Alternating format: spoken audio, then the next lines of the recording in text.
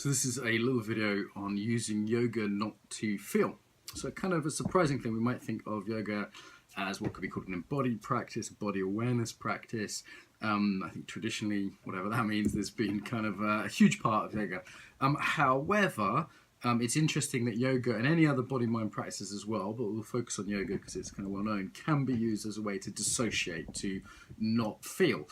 So what are some of the main ways that might do that? And, you know, follow my logic here. So I see very intense styles of yoga.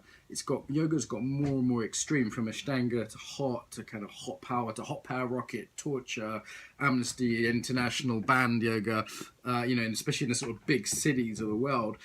This sort of very intense yoga, I wonder if that either addicts, like people get addicted to that intensity in order to feel, and if that really helps them feel on the sort of normal kind of subtle emotional, subtle kind of embodied sense in just say like now, like watching this video, like how are you feeling? If you're not doing like hardcore super, you know, hamstring killer stretches, maybe you're feeling, maybe you need that to feel, and that becomes an addiction.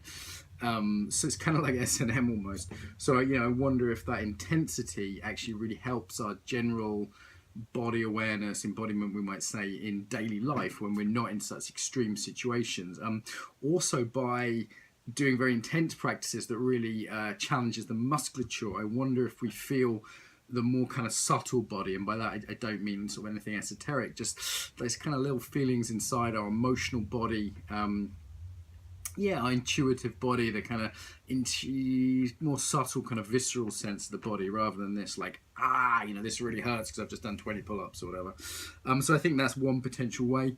Another way is essentially most modern postural yoga classes are a practice in conformity. So what I mean by that is somebody else is telling you what to do. Yeah, so that could be great for your discipline, it can be great for learning, blah, blah. There's reasons why that is the case. However, you're not really listening to your own body at that point.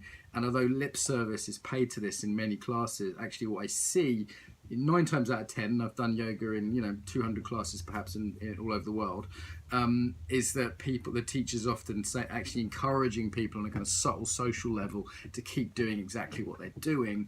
And this not feeling the body, not being the belittling almost of one's body feeling, so you're not going with the flow, you're not following the sensation, you're imposing upon it a shape, you're imposing upon it a conformity to a outward structure, which again is potentially dissociative.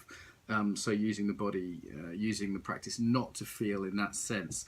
There's also sort of more generally in the yoga and a lot of more general spiritual kind of traditions, this sense of transcending the body. Like, you know, I saw someone say the body's just meat, or what would be the way? It's you'll see this in Eastern traditions as well as Christian traditions. I had someone say the body's like my spacesuit, I'm a thing of soul, not of the body. So really kind of belittling the body, seeing the body as something to be transcended through pain or through difficulty or repetition, blah, blah, blah. And actually using that as a way using spirituality fundamentally as a way out of the body, seen as a sort of unspiritual thing. So yeah, there's more, but there's some of the ways in which very strong practice, very conformist practice, is potentially dissociative. So yoga and all body arts, to be fair, which can seem as a way into the body, can be a way out of the body. I know this myself, for example, from martial arts. You know, after a while, just getting beaten so much, after a while, you get numb. You know, and I think a lot of modern yoga has that same risk, as it were. Okay.